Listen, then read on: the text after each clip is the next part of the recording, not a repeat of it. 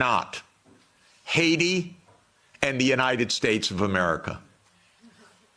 The Biden administration wasn't even allowed to say sustainable development goals. The Treasury had a policy not to say sustainable development goals. Okay, I mention all of this because you need your own foreign policy. I issue a report, 2 reports each year, one the World Happiness Report, and 18 of the top 20 countries, if I remember correctly, are European. This is the highest quality of life in the whole world. So you need your own policy to protect that quality of life. The United States ranks way down. And the other report, where's my colleague Guillaume? He's somewhere in the room. Here, there he is. Guillaume Lafortune is the lead author of our annual Sustainable Development Report. And almost all of the top 20 countries are European countries because you believe in this stuff. And that's why you're the happiest, except in geopolitics. But quality of life. So you need your own foreign policy, but you won't have it unless you have your own security. You just won't. And so, and by the way, 27 countries cannot each have their own foreign policy. This is a problem. You need a European foreign policy and a European security structure. And by the way, although Michael assures me it's dead, I was the greatest fan of OSCE and believe that OSCE is the proper framework for European security. It could really work.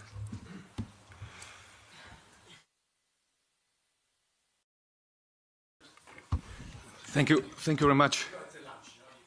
Yeah, okay. Thank you, Professor. I am from Slovakia, and my Prime Minister, Robert Fico, was almost shot dead because the opinions you had the similar with him. Yes, we are, as a Slovakia, Slovak government, of the few countries in the European Union, we are talking to Russians. 2 months ago, I was talking with Mr. Medvedev. In 2 weeks, I will be talking in Duma with Mr. Slutsky, who is the chairman of the Russian Foreign Affairs Committee in Moscow. Maybe my question is, what would be your message to Russians in this moment? Because as I heard, they are on the victorious wave. They have no reason not to conquer the Donbass because that's their war aim. And what can Trump can offer to them to stop the war immediately? What would be the message for Russians from your side? Thank you very much.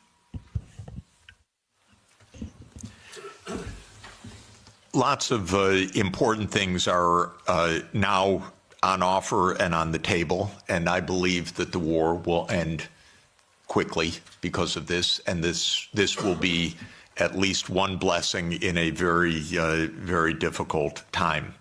Exactly what the settlement will be, I think, is now only a question of the territorial issues, and that is whether it is the complete 4 oblasts, including all of Kherson and Zaporizhia, or whether it is on the contact line and how all of this will be negotiated.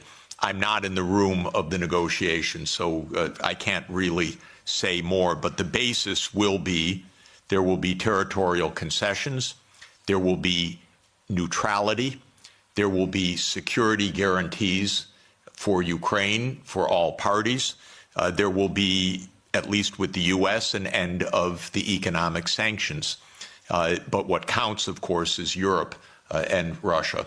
I think that there are, and maybe there will be a restoration of nuclear arms negotiations, which would be extraordinarily positive.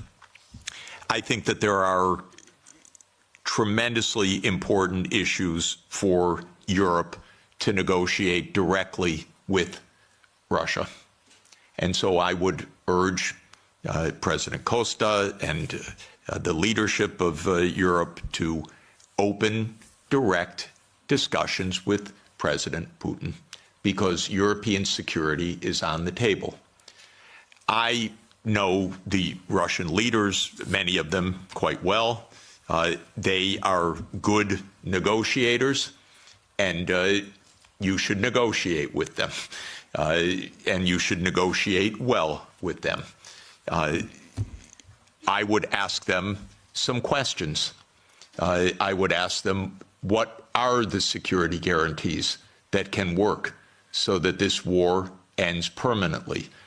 What are the security guarantees for the Baltic states? What should be done?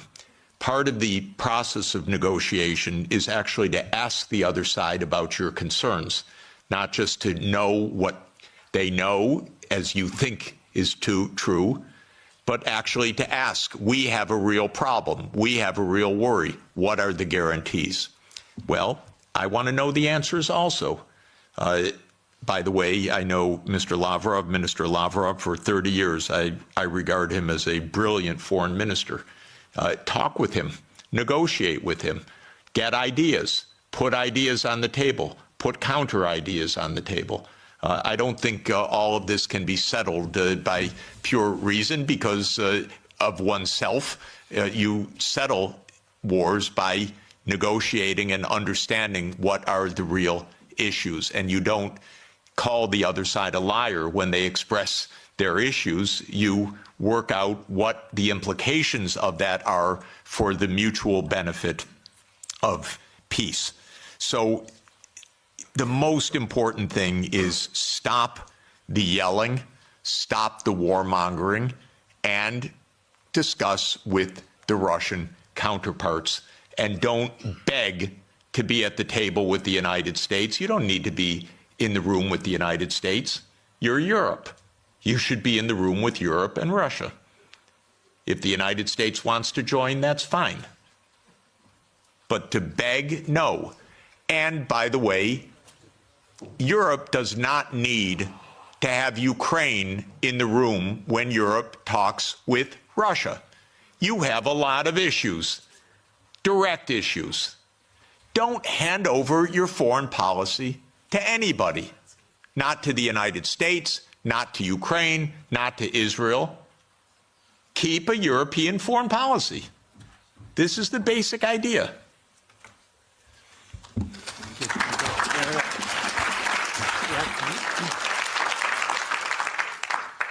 Hans Neuhoff from the Sovereignists political group in this parliament, Alternative for Germany as political party. First of all, let me thank you, Mr. Sachs, for being here and sharing your ideas with us, and be assured that many of your ideas and of your colleague John Mersheimer have well been received by political groups here and have been integrated into our agenda. I widely share your views, yet there's one question regarding the historical account that you gave where I would like to go in some detail. And this concerns the beginning of NATO expansion. You reported from the website What Gorbachev Heard that there are many quotations from Genscher, for example, that NATO will not move 1 inch eastwards. Now, the 2+4 treaty has been signed in September 1990, right, in Moscow. So at that point in time, the Warsaw Pact still existed. And countries like Poland, Hungary, and Czechia were not part of the negotiations for the 2 and 4 treaty. So the Warsaw Pact actually dissolved in July 1991, and the Soviet Union dissolved in December 1991. So nobody who was present in the negotiations could speak for Poland, could speak for Hungary, could speak for Slovakia, that they would not try to become member of NATO once the overall situation has changed. So the counter-argument, which we have to counter, is that it was on the will of these countries, of Poland, of Hungary, of Slovakia, that they wanted to join NATO because of the very history they had with the Soviet Union. And of course, Russia was still perceived in a way as a follower of the Soviet Union. So how do you counter that argument?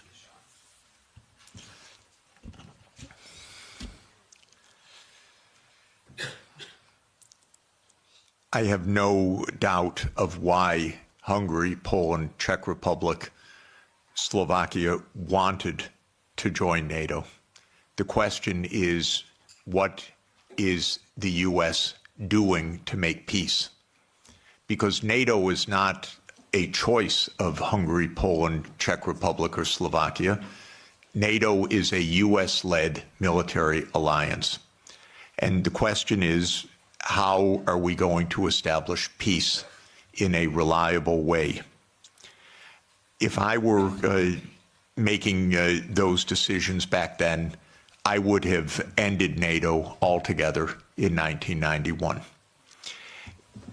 When those countries requested NATO, I would have explained to them what our Defense Secretary William Perry said, what our lead statesman George Kennan said, what our final ambassador to the Soviet Union, Jack Matlock, said. They said, well, we understand your feelings, but it's not a good idea because it could provoke a new Cold War with Russia. So that's how I would have answered it. When those countries joined in the first wave, I don't think it was that consequential, in fact, except that it was part of a bigger project. And the project was spelled out already in 1994. There's a very good book by Jonathan Haslam, Harvard University Press, called Hubris, which gives a detailed historical documentation of step-by-step what happened. And it's really worth reading. So this is now, but the point I would really make is that Ukraine and Georgia were too far. This is right up against Russia. This is in the context of the complete destabilization of the nuclear framework. This is in the context of the U.S. putting in missile systems on Russia's borders. If you listen to President Putin over the years, probably the main thing, if you listen carefully, that he's concerned about is missiles 7 minutes from Moscow, is a decapitation strike.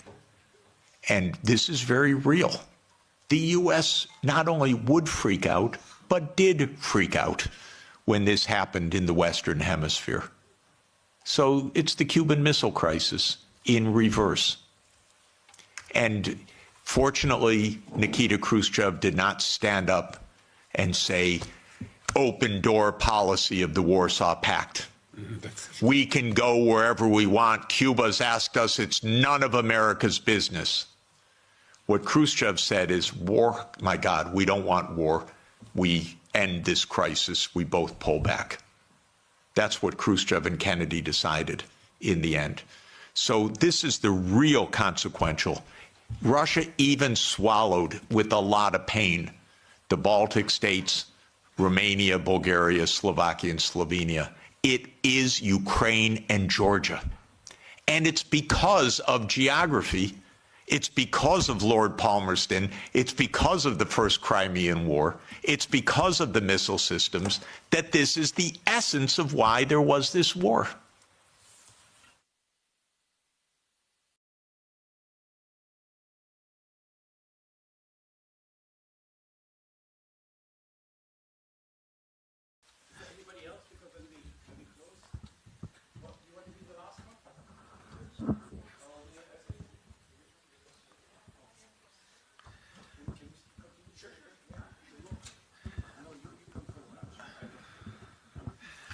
Thank you very much, Professor Sachs, for coming.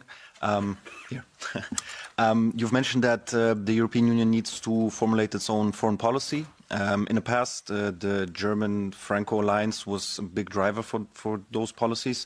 Now, with the Ukraine war, arguably that received a crack. Do you think that in the future, when the European Union is going to formulate its new foreign policy, that they are going to be again on the front seat, or should it be other countries or other blocs trying to make that change? Thank you very much. Oh, it's hard. It's hard because, of course, you don't yet have a constitution for Europe which really underpins a European foreign policy. And it can't be by unanimity.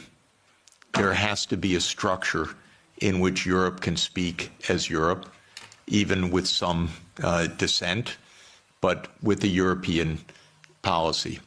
I don't want to oversimplify how to get there exactly, but even with the structures you have, you could do a lot better with negotiating directly.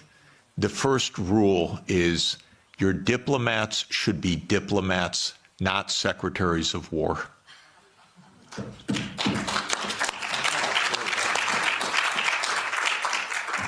Honestly, that would go halfway, at least, to where you want to go. A diplomat is a very special kind of talent. A diplomat is trained to sit together with the other side and to listen, to shake hands, to smile, and to be pleasant. It's very hard. It's a skill. It's training. It's a profession. It's not a game. You need that kind of diplomacy. I'm sorry, we are not hearing anything like that. I'll just make a couple complaints. First, Europe is not NATO, as I said. I thought Stoltenberg was the worst, but I was wrong. It just keeps getting worse. Could someone in NATO stop talking, for God's sake, about more war? And could NATO stop speaking for Europe, and Europe stop thinking it's NATO? This is the first absolute point. Second, I'm sorry, but your High Representative Vice Presidents need to become diplomats. Diplomacy means going to Moscow, inviting your Russian counterpart here, discussing. This doesn't happen till now. So this is really my point. Now, I believe that Europe should become more integrated and more unified in the years ahead. I'm a strong believer in subsidiarity. So we were discussing, I don't think housing policy is really Europe's main issue. I think this can be handled at the local level or at the national level. I don't see it as a European issue, but I don't see foreign policy as being a 27-country issue. I see it being as a European issue. And I see security being at a European level. So I think things need to be readjusted, but I'd like to see more Europe for truly European issues and maybe less Europe for things that are properly subsidiary to Europe at the national and the local level. And I hope that such an evolution can take place. You know, when the world talks about great powers right now, they talk about US, Russia, China, I include India, and I really want to include Europe, and I really want to include Africa as an African Union, and I want that to happen. But you'll notice on the list, Europe doesn't show up right now, and this is because there is no European foreign policy. Okay.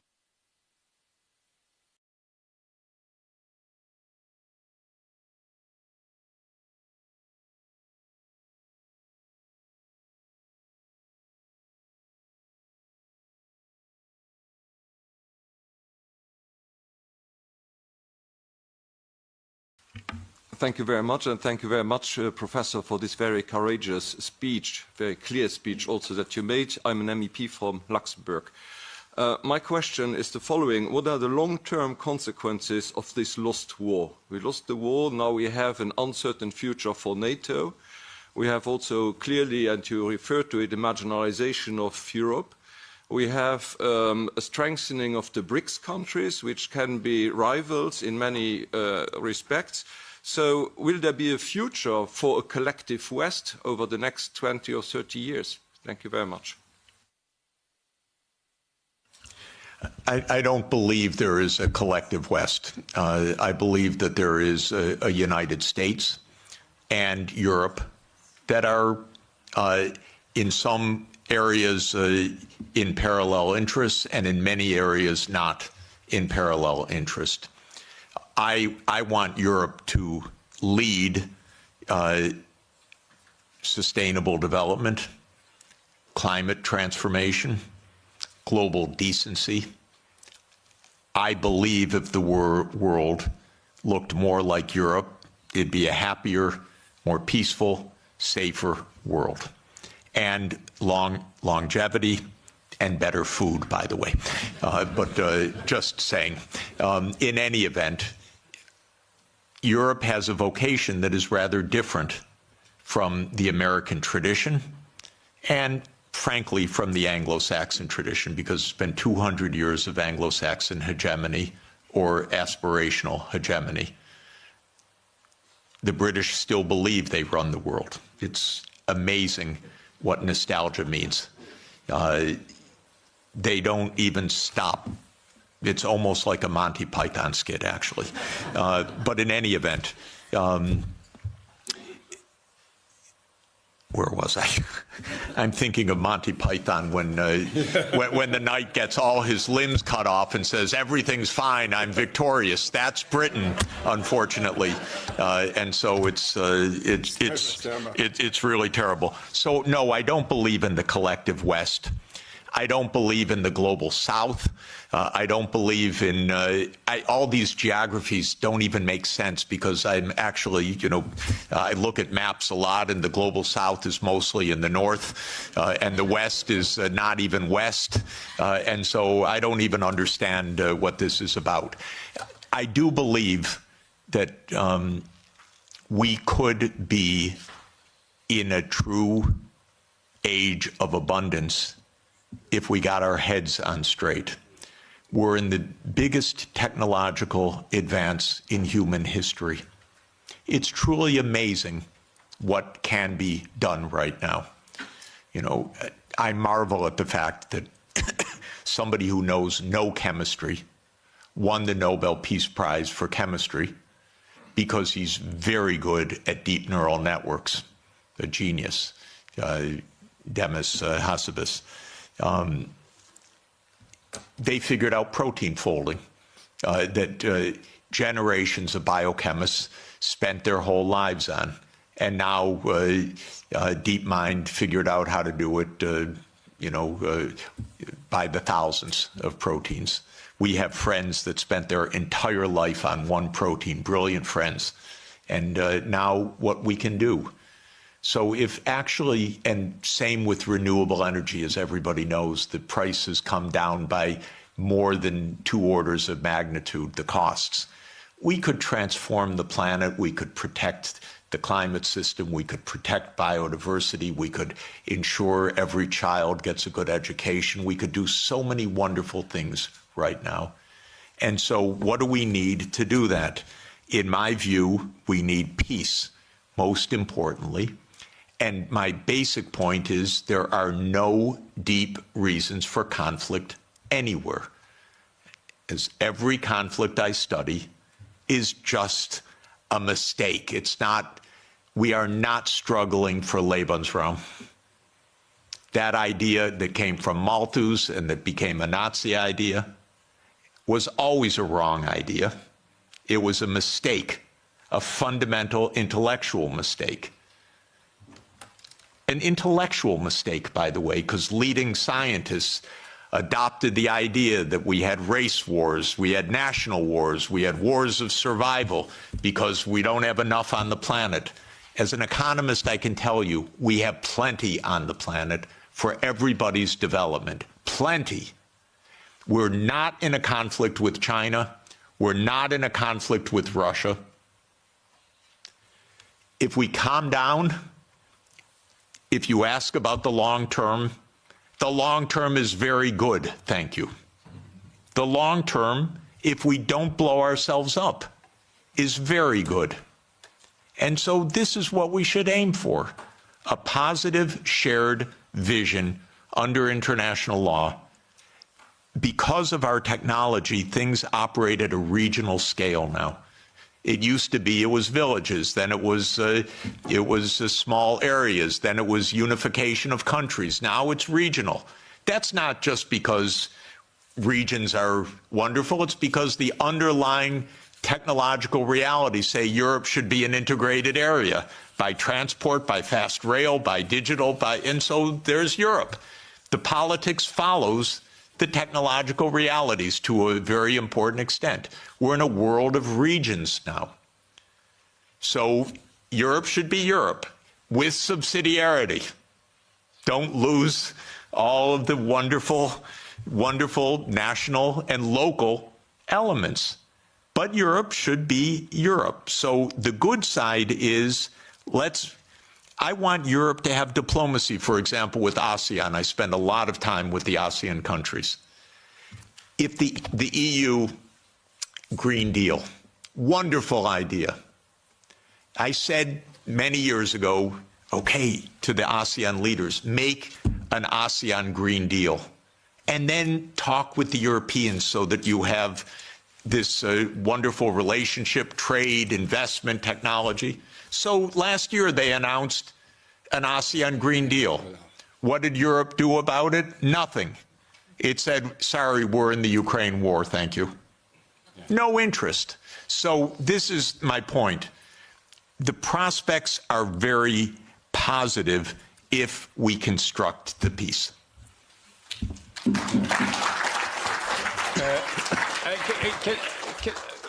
Because we have to go, I get all the time messages that I should leave the room. Can you Short. So something very short? Yeah. It's quite short. Sorry. Yeah. Thank you a lot for the lecture. I wanted to ask, do you think way out of the conflict is some sort of style of Finlandization? And then also, do you think is that the way you would have liked to see, for example, Finland and Sweden's NATO process? That do you think that a way out of the conflict is some kind of style of Finlandization? And then, is that what you would have? Is that what you would have liked to see in, Sweden and Finland's foreign policy as an example? Is that instead of them becoming members of NATO, is that the way that you would have liked to see these countries handle their foreign policy? And do you think that these countries that border Russia should just kind of succumb to their fate? That okay, we can't provoke Russia. This is the way we have to live. And then, very good. Excellent question. And let me just report one part about Finlandization. Finlandization landed Finland #1 in the World Happiness Report year after year. Rich, successful, happy, and secure. That's pre-NATO. So Finlandization was a wonderful thing. #1 in the world. When Sweden and Finland and Austria were neutral. Bravo, smart. When Ukraine was neutral, smart. If you have two superpowers, keep them apart a little bit. You don't have to be right with your nose up against each other, especially if one of them, the US, is pushing its nose into the other one. And so Finlandization, to my mind, has a very positive connotation. So does Austrianization. Austria, in 1955, signed its neutrality. The Soviet army left. And Austria is a wonderful place, by the way. Absolutely wonderful. And so this is basic how to avoid conflict. If the United States had any sense at all, it would have left these countries as a neutral space in between the U.S. military and Russia. But that's where the U.S. lost it. Okay. Thank you very much. Let me... I just want to end with an appeal. I think we both agree that we will have the war will end within a month or two. That means the fighting will end. It doesn't mean that we will have peace in Europe. The peace in Europe, that has to be done by us, by Europeans, not by a president from the United States. We have to create this peace, and that is Europe, which includes, of course, Belarus, Russia, and all these other countries. So we have to do something. And we are here a parliament. As a parliamentarians, we represent people. We are the only legitimate, democratically legitimate institution in the European Union. Maybe we should have become all a little bit more proactive in trying to move this peace process forwards across party lines. I think, I don't know how many parties here really are, but that we can talk to each other without saying, you're from this party, you're from this party. I think we really have to concentrate. If here we could not take more initiative from the parliament vis-à-vis the commission and saying, we are presenting the people, not you. We are presenting the people. And these people in Europe want peace, and that's what we should go. So maybe this is the beginning of one. We will make every month, I will organize with my colleagues the same thing here about different topics, which were all around it. And we hope that this one we get a discussion that is different what we have in the plenum, where we basically don't have a discussion, but that we have a discussion and also across the party, and invite also people from other political parties. We don't bite anybody. Let's discuss it. In the end, we all want the same peace for the next generation. And I have plenty of children and grandchildren, you too, and that's what we need. Okay, thank you very much, Professor.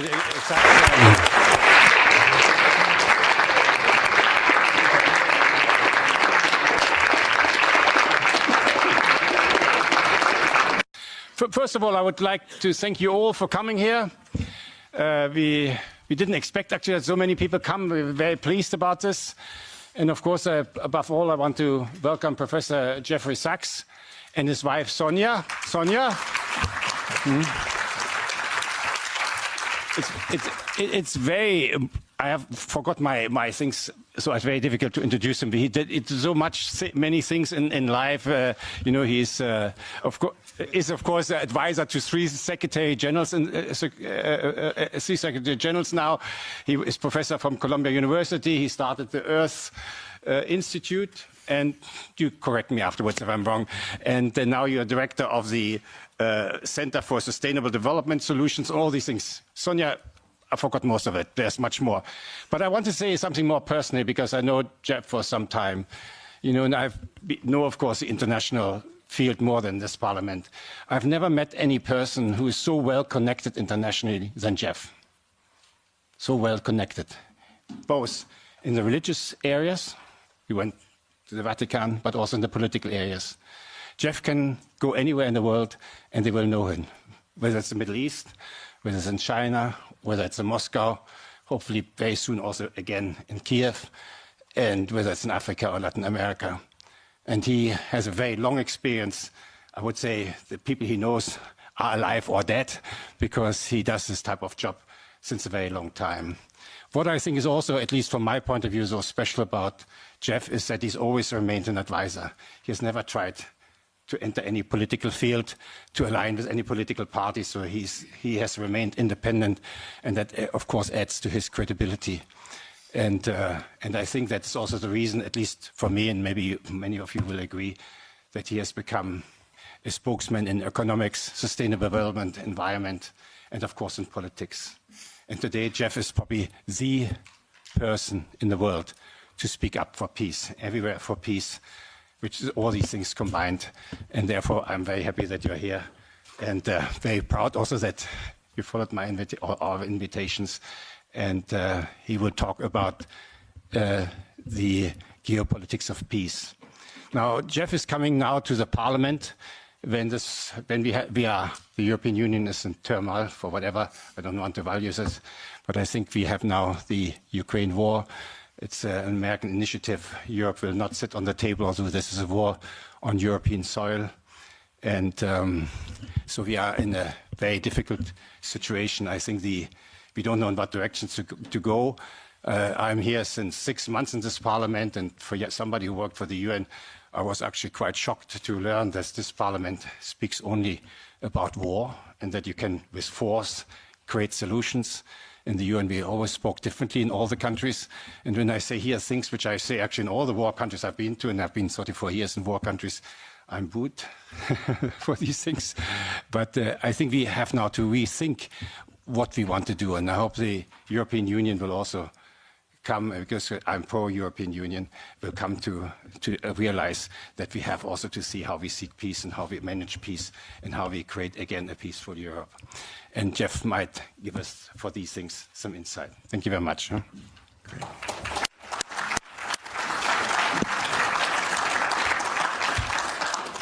Michael, thank you so much, and thanks to all of you for the chance to be together and to think together. This is indeed a complicated and fast-changing time and a very dangerous one. So we really need clarity of thought. I'm especially interested in our conversation, so I'll try to be as succinct and clear as I can be. I've watched the events very close up in Eastern Europe, the former Soviet Union, Russia, very closely for the last 36 years. I was an advisor to the Polish government in 1989, to President Gorbachev in 1990 and 91, to President Yeltsin in 1991 to 1993, to President Kuchma of Ukraine in 1993-94. I helped introduce the Estonian currency. I helped several countries in former Yugoslavia, especially Slovenia. I've watched the events very close up for 36 years. After the Maidan, I was asked by the new government to come to Kiev, and I was taken around the Maidan, and I learned a lot of things firsthand. I've been in touch with Russian leaders for more than 30 years. I know the American political leadership close up. Our previous Secretary of Treasury was my macroeconomics teacher 51 years ago, or just to give you an idea. So we were very close friends for a half century. I know all of these people. I just want to say this because what I want to explain in my point of view is not secondhand, it's not ideology, it's what I've seen with my own eyes and experienced during this period.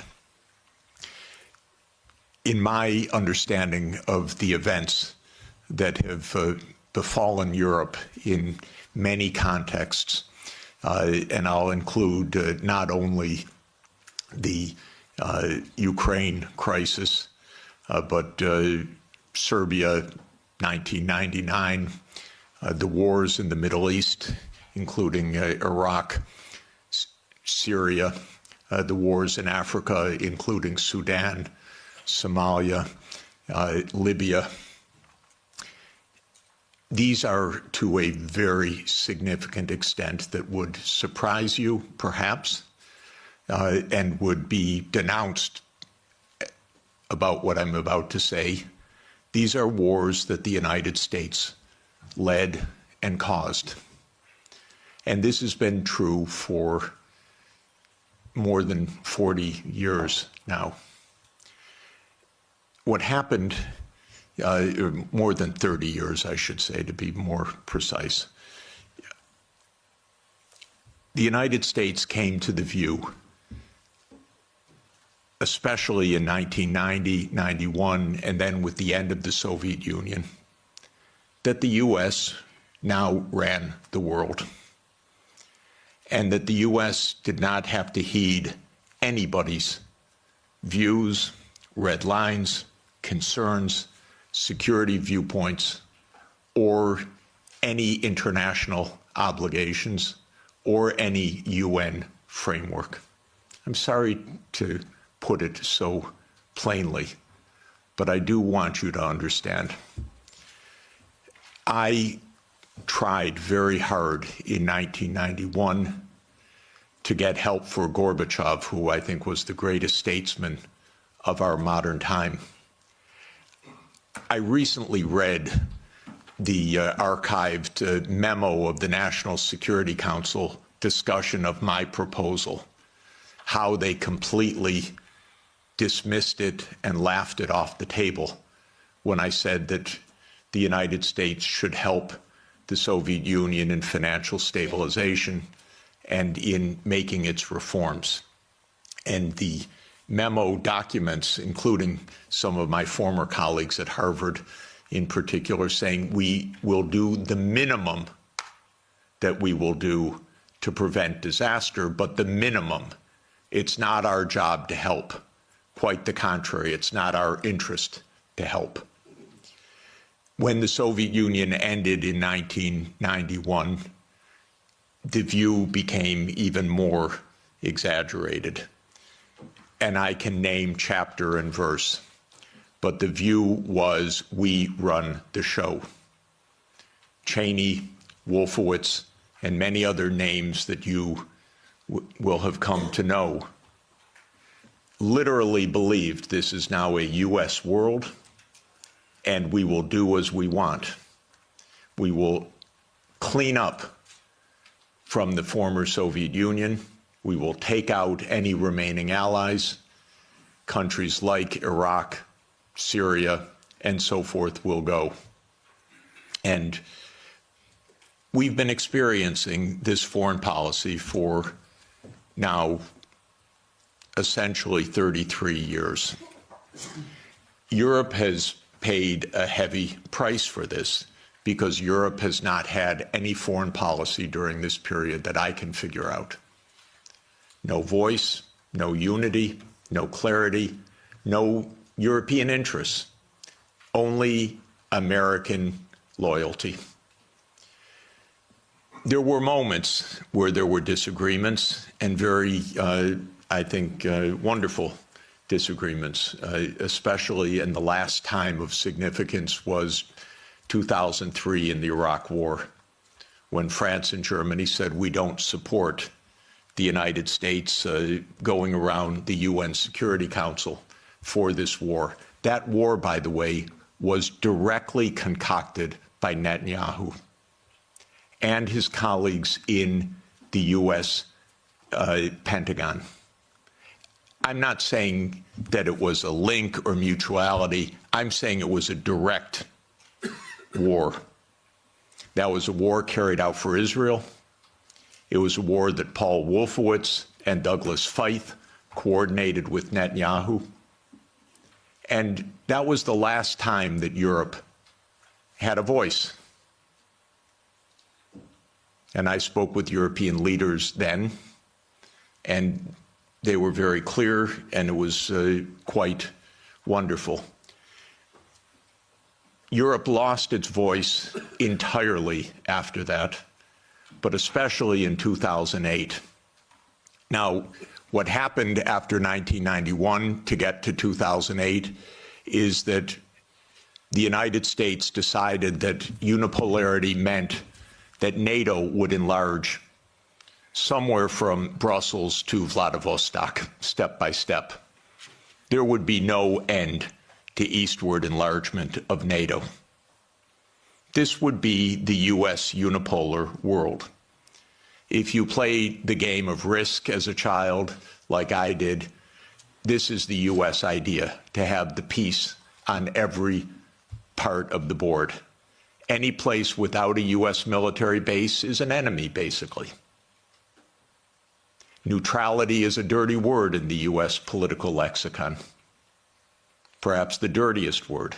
At least if you're an enemy, we know you're an enemy. If you are neutral, you're subversive. Because then you're really against us. Because you're not. I've been describing is in the context of the destruction of the nuclear framework as well. And starting in 2010, the US put in Aegis missile systems in Poland and then in Romania. And Russia doesn't like that. And one of the issues on the table in December and January, December 2021, January 2022, was does the United States claim the right to put missile systems in Ukraine? And Blinken told Lavrov in January 2022, the United States reserves the right to put missile systems wherever it wants. That's your putative ally. And now let's put intermediate missile systems back in Germany. The United States walked out of the INF Treaty unilaterally in 2019. There is no nuclear arms framework right now. None. When Zelensky said in 7 days, let's negotiate, I know the details of this exquisitely because I've talked to all the parties in detail. Within a couple of weeks, there was a document exchanged that President Putin had approved, that Lavrov had presented, that was being managed by the Turkish mediators. I flew to Ankara to listen in detail to what the mediators were doing. Ukraine walked away unilaterally from a near agreement. Why? Because the United States told them to. Because the UK added icing to the cake by having Bojo go in early April to Ukraine and explain. And he has recently, and if your security is in the hands of Boris Johnson, God help us all. Keith Starmer turns out to be even worse.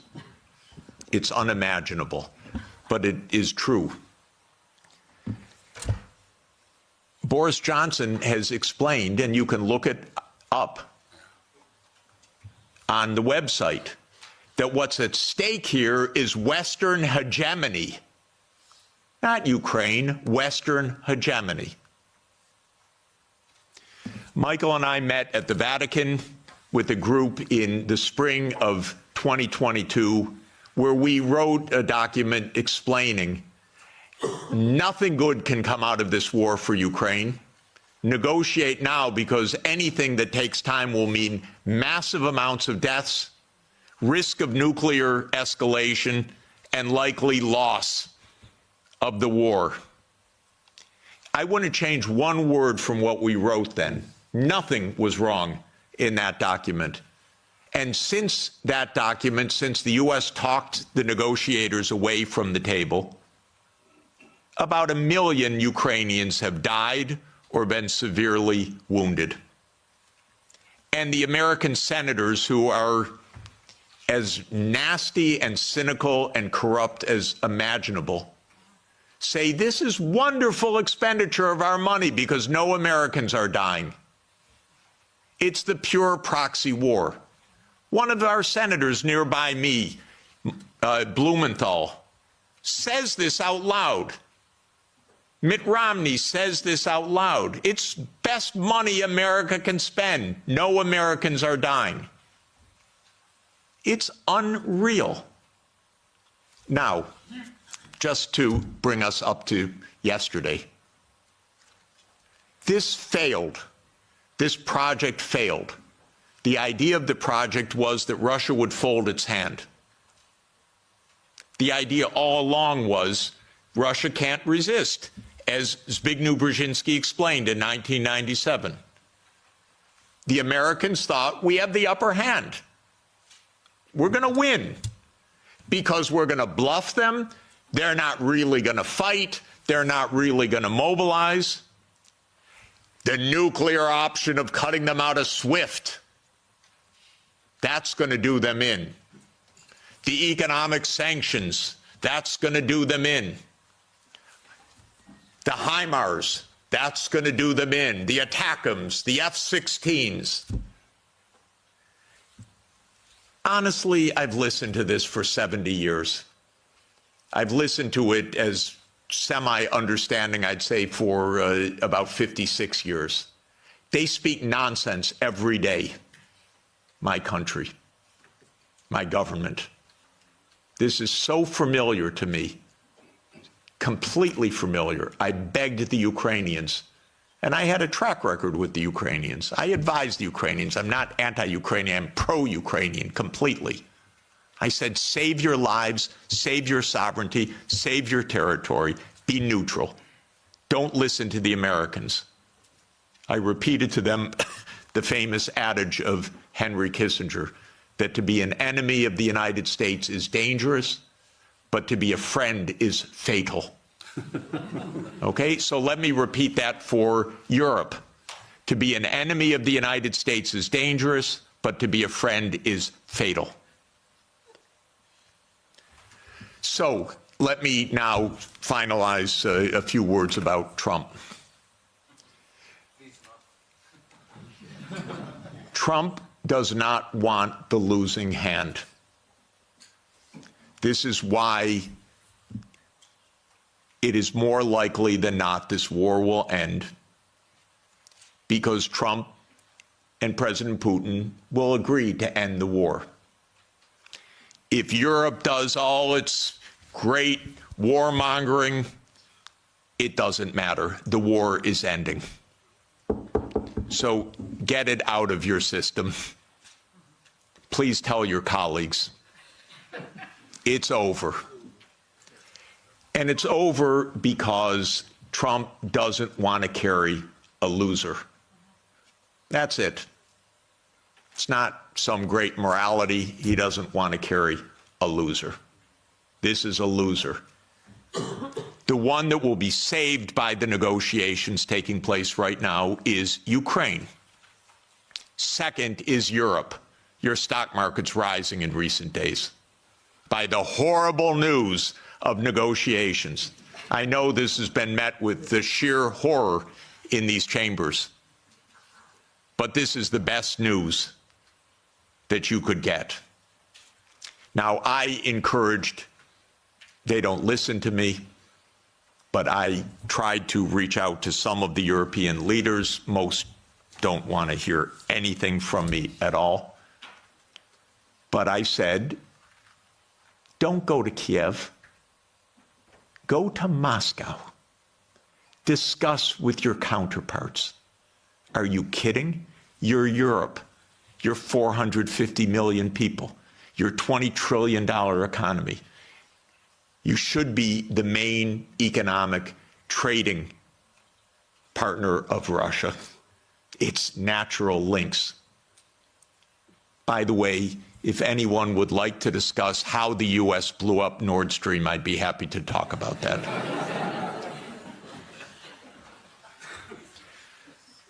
So the Trump administration is imperialist at heart.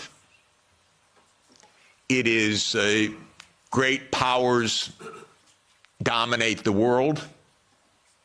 It is we will do what we want when we can. We will be better than a senescent Biden, and we'll cut our losses where we have to.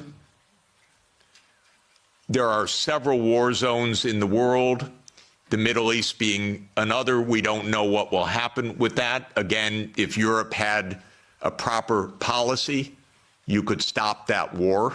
I'll explain how. But war with China is also a possibility. So I'm not saying that we're at the new age of peace, but we are in a very different kind of politics right now, and Europe should have a foreign policy, and not just a foreign policy of Russophobia, a foreign policy that is a realistic foreign policy that understands Russia's situation, that understands Europe's situation, that understands what America is and what it stands for, that tries to avoid Europe being invaded by the United States, because it's not impossible that America will just land troops in Danish territory. I'm not joking.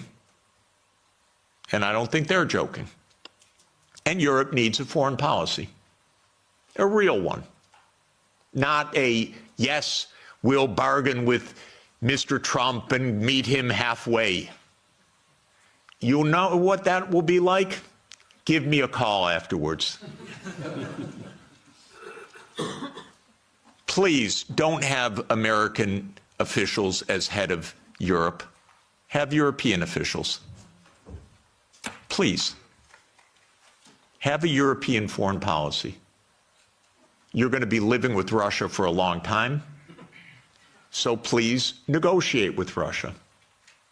There are real security issues on the table. But the bombast and the Russophobia is not serving your security at all. It's not serving Ukraine's security at all. It contributed to 1 million casualties in Ukraine from this idiotic American adventure that you signed on to and then became the lead cheerleaders of. Solves nothing. On the Middle East, by the way, the U.S. completely handed over foreign policy to Netanyahu 30 years ago. The Israel lobby dominates American politics. Just have no doubt about it. I could explain for hours how it works. It's very dangerous. I'm hoping that Trump will not destroy his administration and worse, the Palestinian people, because of Netanyahu, who I regard as a war criminal, properly indicted by the ICC, and that needs to be told no more, that there will be a state of Palestine on the borders of the 4th of June, 1967, according to international law, as the only way for peace. It's the only way for Europe to have peace on your borders with the Middle East, is the two-state solution. There is only one obstacle to it, by the way, and that is the veto of the United States in the UN Security Council. So if you want to have some influence, tell the United States, drop the veto. You are together with 180 countries in the world. The only ones that oppose a Palestinian state are the United States, Israel, Micronesia, Nauru, Palau, Papua New Guinea, Mr. Malay, and Paraguay. So this is a place where Europe could have a big influence. Europe has gone silent about the JCPOA and Iran. Netanyahu's greatest dream in life is a war between the United States and Iran. He's not given up, and it's not impossible that that would come also. And that's because the U.S. in this regard does not have an independent foreign policy. It is run by Israel. It's tragic. It's amazing, by the way. And it could end. Trump may say that he wants foreign policy back. Maybe. I'm hoping that it's the case. Finally, let me just say with respect to China, China is not an enemy. China is just a success story. That's why it is viewed by the United States as an enemy, because China is a bigger economy than the United States. That's all.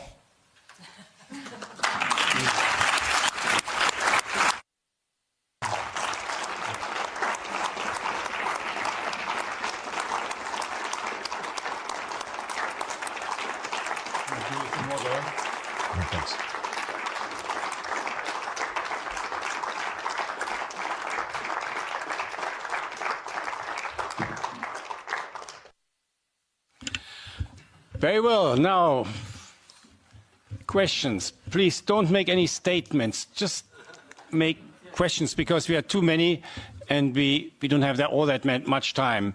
So where do I start? I start with on the left side. I have a preference to the left, as you know. You come on. Yeah, go ahead.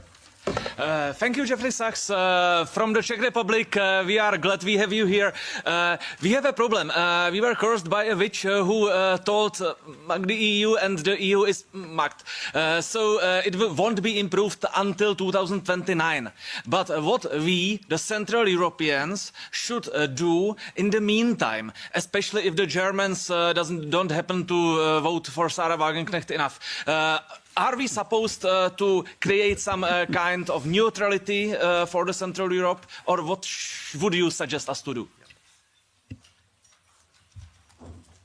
So, first of all my grandchildren are Czech, I want you to know. And Sonia is Czech-born and Czech citizen, so we're very proud. I'm the trailing spouse in this, but I'm a Czech wannabe.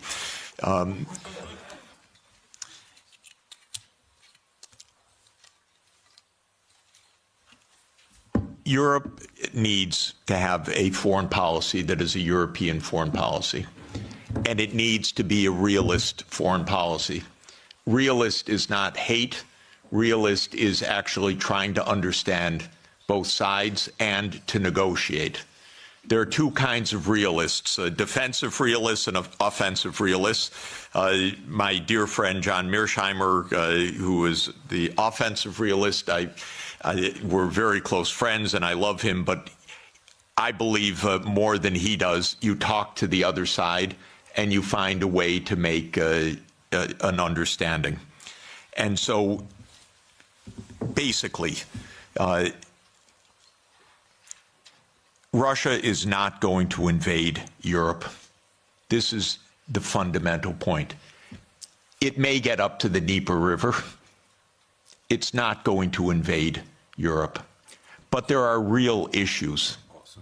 The main issue for Russia was the United States, because Russia, as a major power and the largest nuclear power in the world, was profoundly concerned about U.S. unipolarity from the beginning. Now that this is seemingly, possibly ending, Europe has to open negotiations directly with Russia as well, because the United States will quickly lose interest, and you're going to be living with Russia for the next thousands of years. Okay? So what do you want? You want to make sure that the Baltic states are secure. The best thing for the Baltic states is to stop their Russophobia. This is the most important thing. Estonia has about 25% Russian citizens, or Russian-speaking citizens, ethnic Russians. Latvia, the same. Don't provoke the neighbor. That's all. This is not hard. It really isn't hard. And again, I want to explain my point of view. I have helped these countries, the ones I'm talking about, trying to advise. I'm not their enemy. I'm not Putin's puppet. I'm not Putin's apologist. I worked in Estonia. They gave me, I think it's the second highest civilian honor that a president of Estonia can bestow on a non-national, because I designed their currency system for them in 1992. So I'm giving them advice. Do not stand there, Estonia, and say, we want to break up Russia. Are you kidding? Don't. This is not how to survive in this world. You survive with mutual respect, actually. You survive in negotiation. You survive in discussion. You don't outlaw the Russian language. Not a good idea when 25% of your population has a first language of Russian. It's not right, even if there weren't a giant on the border. It wouldn't be the right thing to do. You'd have it as an official language. You'd have a language of in lower school. You wouldn't antagonize the Russian Orthodox Church. So basically we need to behave like grown-ups. And when I constantly say that they're acting like children, Sonia always says to me, that's unfair to children. Because this is worse than children. We have a 6-year-old granddaughter and a 3-year-old grandson, and they actually make up with their friends. And we don't tell them, go, just ridicule them tomorrow and every day. We say, go, give them a hug and go play. And they do. This is not hard. By the way, well, anyway, I won't belabor the point. Thank you. So, elect a new government. No, I shouldn't say that. All I should say is change policy. I don't want to have a political.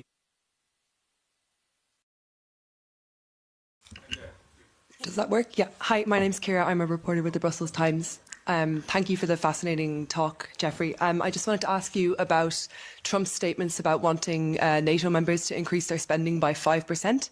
And we're now seeing lots of countries scrambling to prove that they're going to do that, including Belgium. And given that Belgium is also the NATO headquarters, I wanted to ask you what would be the appropriate response to those statements by NATO members? Thanks. We don't see exactly eye to eye on this question, so let me give you my own view. My first recommendation, with all respect to Brussels, is move the NATO headquarters somewhere else. I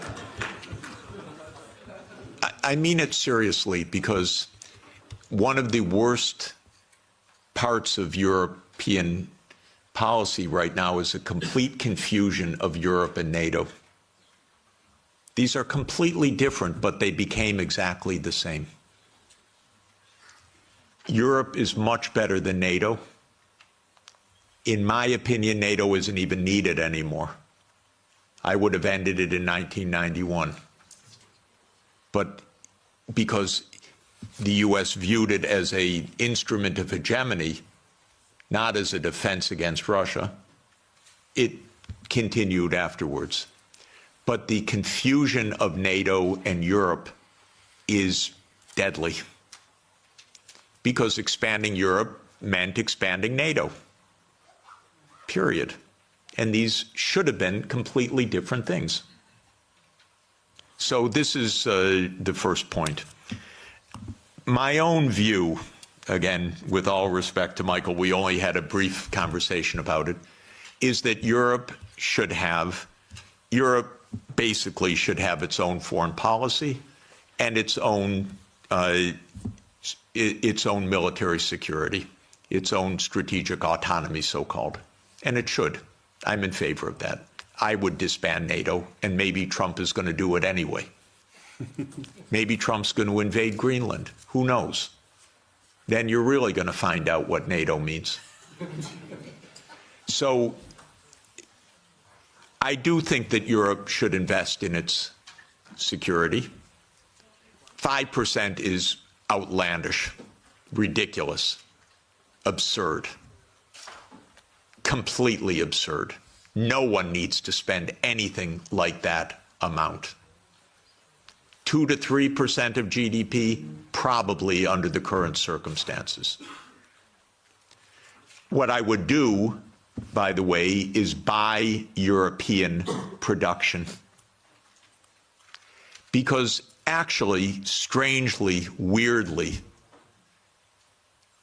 unfortunately in this world, and it's a truism, but it's unfortunate, so I'm not championing it, a lot of technological innovation spins off from the military sector because governments invest in the military sector.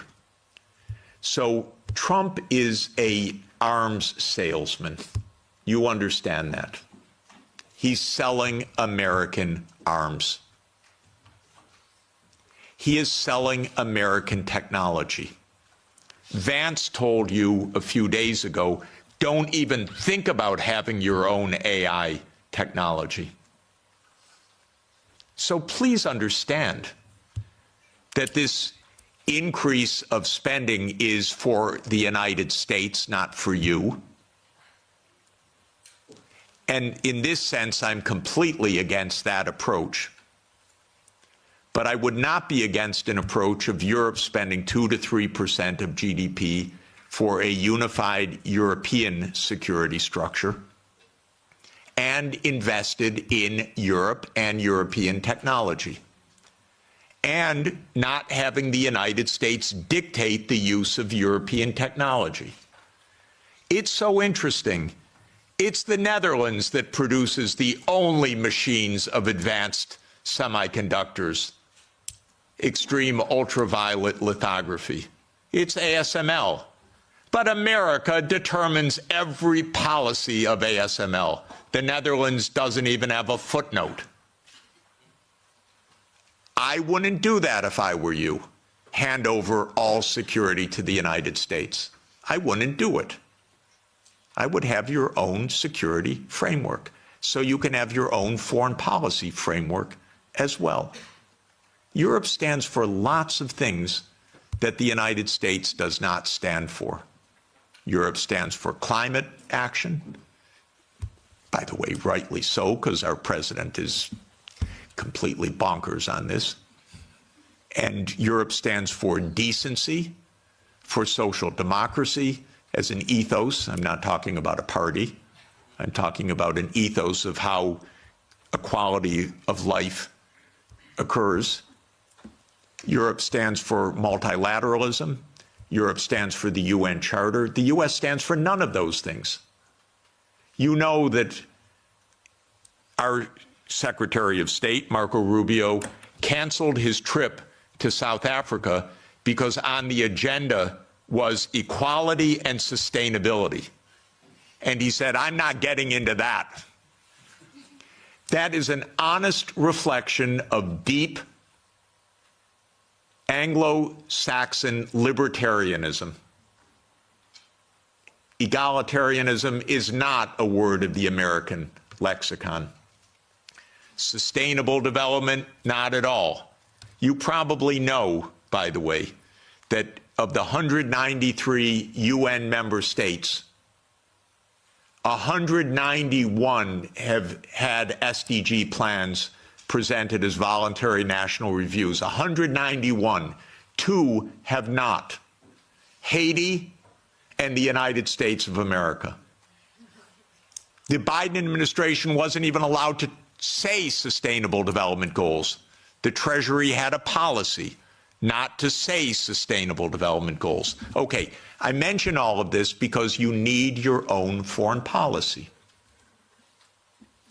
I issue a report, 2 reports each year, one the World Happiness Report, and 18 of the top 20 countries, if I remember correctly, are European. This is the highest quality of life in the whole world. So you need your own policy to protect that quality of life. The United States ranks way down. And the other report, where's my colleague Guillaume? He's somewhere in the room. Here, there he is. Guillaume Lafortune is the lead author of our annual Sustainable Development Report. And almost all of the top 20 countries are European countries because you believe in this stuff. And that's why you're the happiest, except in geopolitics. But quality of life. So you need your own foreign policy, but you won't have it unless you have your own security. You just won't. And so, and by the way, 27 countries cannot each have their own foreign policy. This is a problem. You need a European foreign policy and a European security structure. And by the way, although Michael assures me it's dead, I was the greatest fan of OSCE and believe that OSCE is the proper framework for European security. It could really work.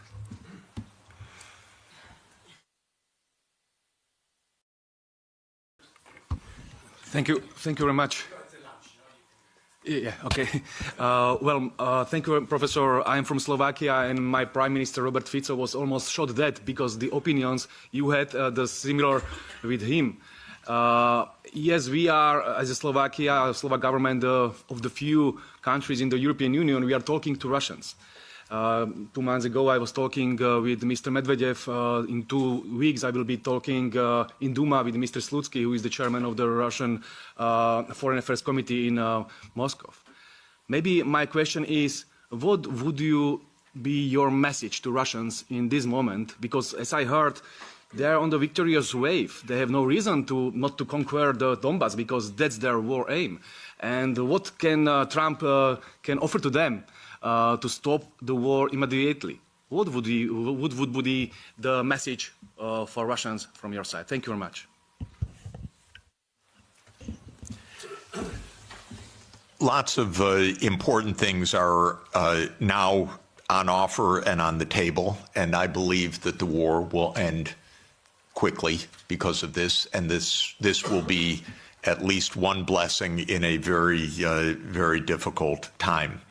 Exactly what the settlement will be, I think, is now only a question of the territorial issues, and that is whether it is the complete 4 oblasts, including all of Kherson and Zaporizhia, or whether it is on the contact line and how all of this will be negotiated.